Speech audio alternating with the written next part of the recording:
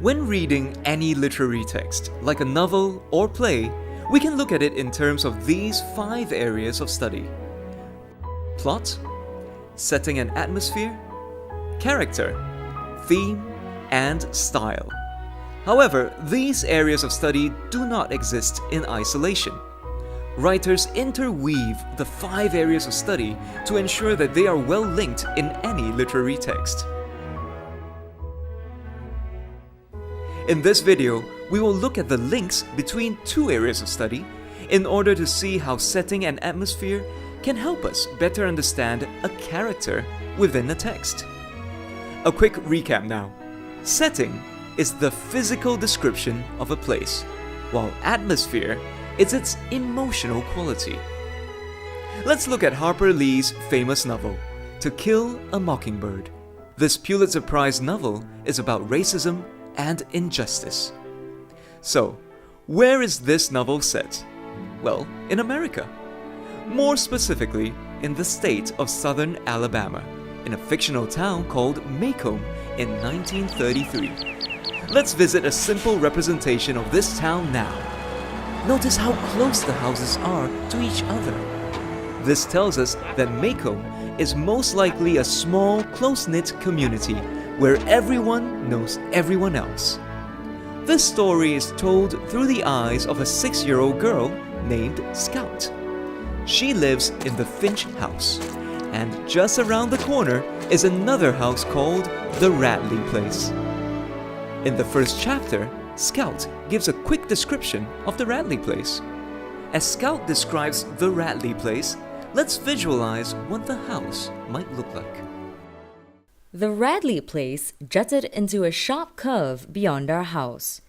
Walking south, one faced its porch. The sidewalk turned and ran beside the lot.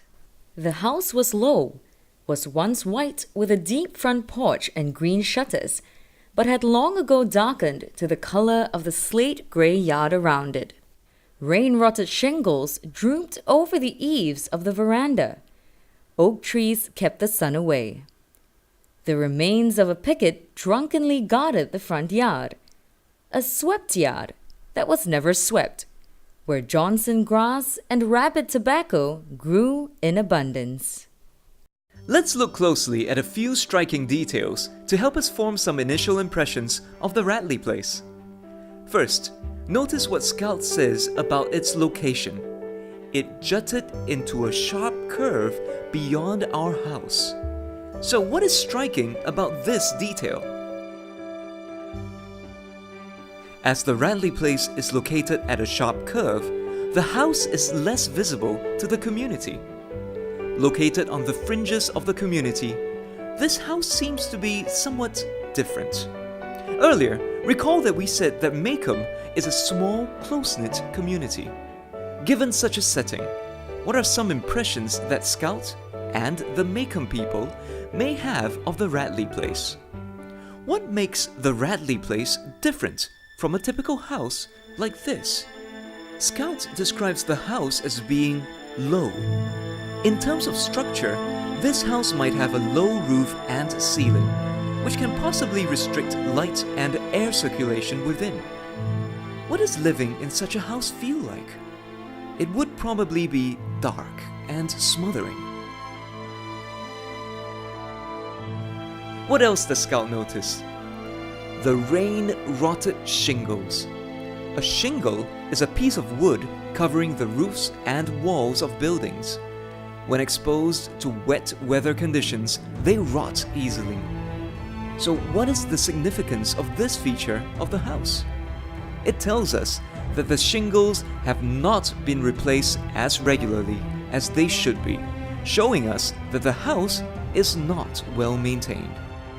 The Radley Place also has a deep front porch. Having a deep front porch, or a veranda as it's known in those days, would mean that the sun will not be able to reach the interior of the house easily, making the house appear dark within. A similar effect is created by the green shutters. Unlike clear glass windows that allow light in, imagine being in a house where there are shutters.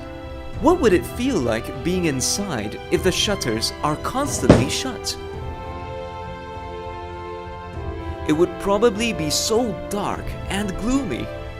Scout says that the Radley house was once white, but when she sees it again years later, it had darkened to the color of the slate gray yard around it. Exposed to various weather conditions over time, the Radley house has deteriorated.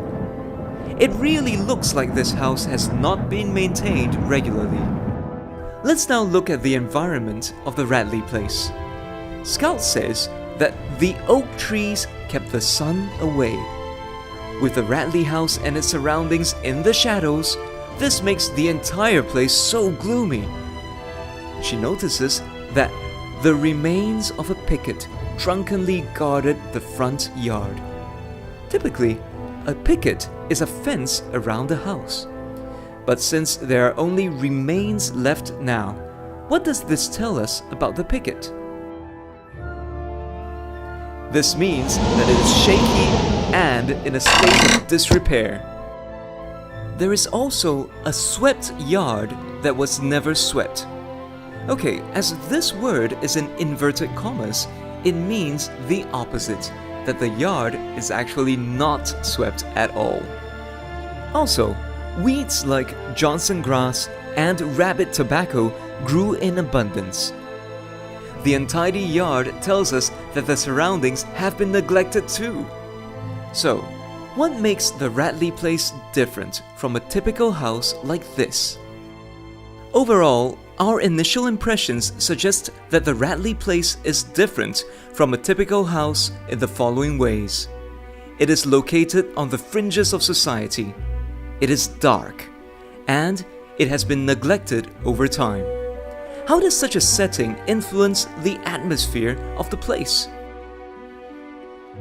So if the Radley place really looked like this, would this house be a picture of warmth and security? Or would it convey a sense of fear? What words can we use to describe the atmosphere created by such a setting? Did you come up with words like gloomy, creepy, oppressive, and ominous? With such a forbidding atmosphere, no wonder the Radley place is so unwelcoming. Now that we know what the Radley place looks like and feels like, we might even wonder, what sort of a person would live in the Radley place? Sometimes writers use the setting and atmosphere of a place to make possible links to the character who lives there. To find out more about the character who lives in the Radley place, watch the next video.